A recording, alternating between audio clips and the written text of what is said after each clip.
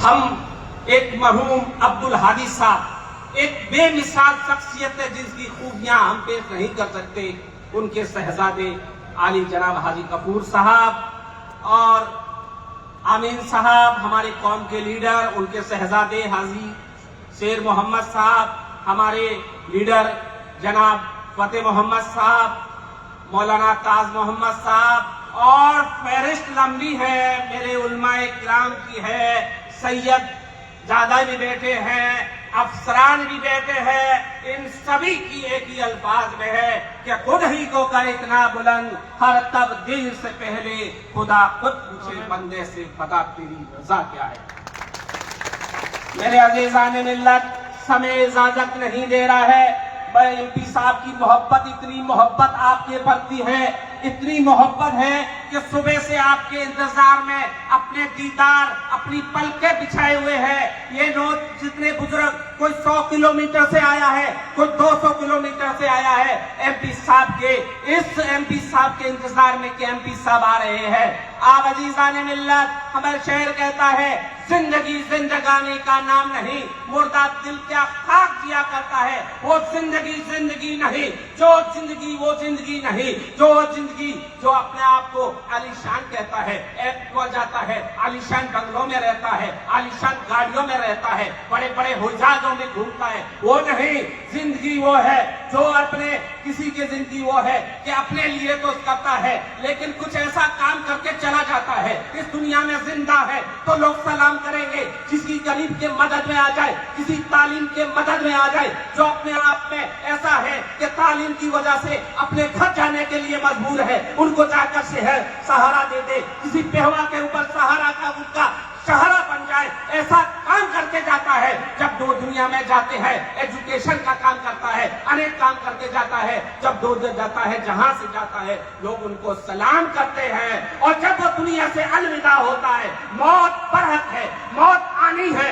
ये उलमाए किराम और हमारे मज़हब ने फरमाया मौत आनी है। मौत एक पानी के बुलबुले की तरह है, चाहे दारा बादशाह हो, चाहे कितना भी बड़ा बादशाह हो, सिकंदर बादशाह हो। इंदिरा गांधी को आपने देखा है, 22,000 फौज की मलका थी, जब गोली चली तो उसे नहीं बचा पाए। लेकिन कोई ऐसा नेक काम करके जाता है, ऐसा दी करके जाता है, ऐसे हौसले सजा के जाता है, ऐसे गरीबों की दुआ लेके जाता है, तो जिंदा था तो भी सलाम, मरने के बाद उसकी कब्र की माटी को भी सलाम करते ऐसा काम।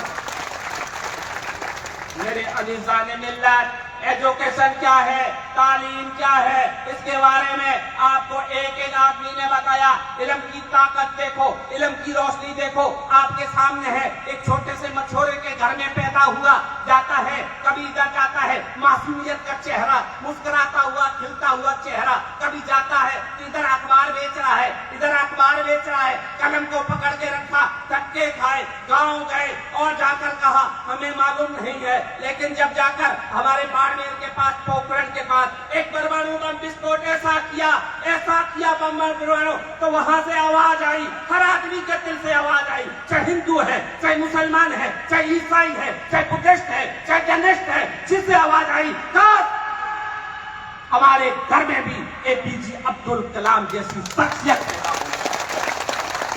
वो इल्म की ताकत है, वो इल्म की रोशनी है। मेरे अजीज़ाने मिल्लत, एमपी साहब आपसे बड़ी उम्मीदों के साथ हमारी कौम आपके है, आपसे दिल से मोहब्बत करती है, दिल से मोहब्बत करती है। क्यों नहीं दिल से मोहब्बत करे? आपको देखा, हमें तो क्या, और ये भर भर के आपको मोहब्बत में लुट गए, हमारे जैसे चिरा के रह गए। लेकिन एमपी साहब इस मोहब्बत की नजराना हमेशा जारी रहेगा, खेल आते रहेंगे, जाते रहेंगे, सताओं के खेल पढ़ते रहेंगे। लेकिन अच्छा नेक काम करके जो दुनिया से चला जाता है, वो रहती दुनिया तक जिंदा रहता है।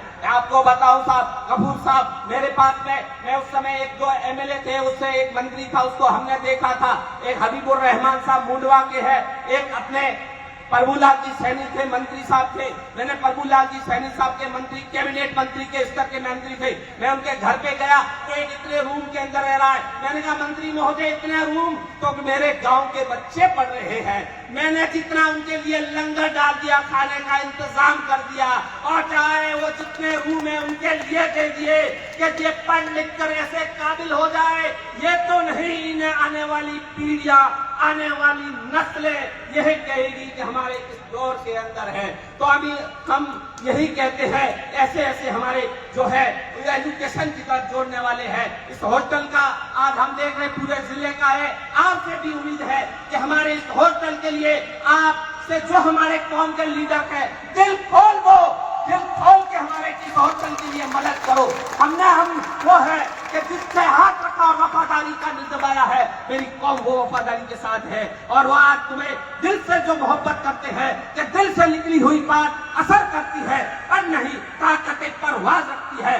ज्यादा समय इजाजत नहीं दे रहा है मैं ज्यादा बात करूं। MP साहब, आप एक बहुत बड़े जमीन से जुड़े हुए हो, आप किसान के बेटे हो, आपने एजुकेशन का दौर देखा है, आज देखा है और हर एजुकेशन के दौर में देखा है। बाकी मैं आपके कहता हूं, आप जहां भी मुख्यालय पर जा रहे हो, प्रत्येक मुख्यालय पर अल्पसंख्यक छात्रावास आवासीय है, जहाँ निःशुल्क रहने का खाने का इंतजाम है। आपके बच्चों के पढ़ने के लिए एक जो रहने छोटे बच्चे हैं 6वीं से लगाकर 9वीं तक के लिए वहां भी आपके छात्रावास की सुविधा है। पर जाके वहाँ बच्चियों के लिए भी इस तरह से है। तो सरकारी योजनाओं का आप लाभ उठाइए, उनका भी लाभ उठाइए, ताकि आपके बच्चों का हम तालीमी मैदान में अच्छे आ जाए। मैं सूरतगढ़ का एक वाकया सुनाता हूँ। मेरे सूरतगढ़ एक में गया बंदा जिसकी हालात को मैं बयान नहीं कर सकता। उसने मेरे से कहा, मेरे वालिदे मोहतरम बहुत गरीब है, मैं किराए के मकान में रहता हूँ, मेरे वालिदे मोहतरम गधा गाड़ा चलाते हैं, उस बात पे जाता है, रात को तड़पा, आंखों को तड़पाया, रात को हुआ, अपनी नींदों को खराब किया और जाकर वो RS का ट्रेनिंग बंद करेगा अधिकारी बना। तो आज वो RS का अधिकारी बना, उसके वालिदे मोहतरम को लोग सलाम कर रहे हैं, उनकी सलाम मोल कर रहे हैं। ऐसे अजीजान मिल्लत, मेरे अल्फाजों को यही कहता हूँ कि रहा चमन तो फूल खिलेंगे, रही जिंदगी इंशाअल्लाह ताला यूं मिलते रहेंगे, ऐसे मोहब्बत के तेल मिलते रहेंगे इंशाअल्लाह ताला। आप आए और कौम के लिए कुछ करके जाए, ऐसी कह रहा हूँ। दूसरा मेरा अर्ज है, अभी मेरी बहन ने बताया कि बालिका स्कूल के लिए बात बताइए। हमारे बालिका स्कूल के लिए जमीन हमने ली हुई है। हमने गत नगर पालिका में मैं पार्षद था, उस समय हमें आवंटन हुई है जमीन, लेकिन कुछ परिस्थितियों के वास्ते वो जमीन रुकी हुई है। इंशाअल्लाह ताला अल्लाह ने चाहा तो वही रास्ता निकलेगा, जल्द से जल्द होगा।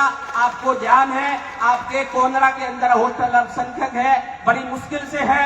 मैंने MP साहब कभी सत्ताओं का परवाह नहीं की, कभी कोई नहीं की, सच्चाई के साथ हमेशा खड़ा रहने की कोशिश की है और हमेशा कोशिश यही करते हैं, चाहे कितनी भी धमकियां मिल जाए, जो नेक काम है वो नेक काम करेंगे। आपके बाड़मेर की होटल का बात करो, इसकी जमीन लिस्ट हो चुकी थी। वसुंधरा राजे सिंधिया से मिलकर मैंने उसको वापस फाइल खुलवाई, नकाते साहब कलेक्टर साहब से फाइल खुला के वो करी, वो रोड के अंदर थी, अभी होटल बन गई है। इसी तरह आपके रामसर की होटल का मामला आया, तो रामसर आपके आइडिया के सामने 2.5 बीघे जमीन, वहां भी जमीन के अंदर था, वहां भी हमने तरमीम करके बांटा देके रोक के पक्का काम किया ताकि कोई उंगली नहीं उठाए। इस होटल के लिए भी मैं नगर पालिका में पार्षद था, वो मुझे कहने की जरूरत नहीं है, वो कहने की जरूरत नहीं है। आप पढ़ो, पढ़ के लिखो, आगे बढ़ो और अपने कौम का बुलंदी करो, अपने वालिद मोहतरम का नाम रोशन करो, जिले का नाम रोशन करो और तमाम जो जाकर उनका नाम रोशन करो। आप पढ़ो और पढ़कर करो। आप बताओ, भारत का पहला शिक्षा मंत्री कौन था? डॉक्टर अब्दुल कलाम आजाद। मेरे कौम के लोगों, दिल के फफोले चल उठे, सीने के दाग से इस कौम को आग लगी, इस घर को आग लगी घर के चिराग से। क्यों? जो हुकूमत करता था, दुनिया को बिगाड़कर करता था, दुनिया को सलाह देता था, बड़ी बड़ी नफरत करता था, आज वो जाहिलियत में है, आज गुर्बत में है। आज क्यों है? हमने इल्म का कदर नहीं समझा, इल्म की ताकत को नहीं समझा। सादे समय इजाजत नहीं दे रहा है। इन्हीं दुआओं के साथ राह जमन फूल खिलेंगे। MP साहब का बहुत बहुत इस्तकबाल, हमारे तमाम लीडरान का इस्तकबाल। रही चमन तो फूल खिलेंगे, रही जिंदगी तो फिर मिलेंगे। अल्लाह हाफ़िज़। बहुत बहुत शुक्रिया आदरणीय अशरफ अली खिलजी साहब, पूर्व राज्य मंत्री राजस्थान सरकार, आपका बहुत बहुत शुक्रिया। हॉस्टल के छात्र हैं, खबड़ खान अपनी बात रखना चाहते हैं, आगे आए, जल्दी अपनी बात रखें। आदरणीय मुख्य अतिथि श्रीमान अमेदाराम जी बेनीवाल और मंच पर विराजमान सभी महानुभावों और बाहर से पधारे हुए सभी मेहमानों का हम हॉस्टल परिवार की तरफ से हार्दिक स्वागत एवं अभिनंदन करते हैं।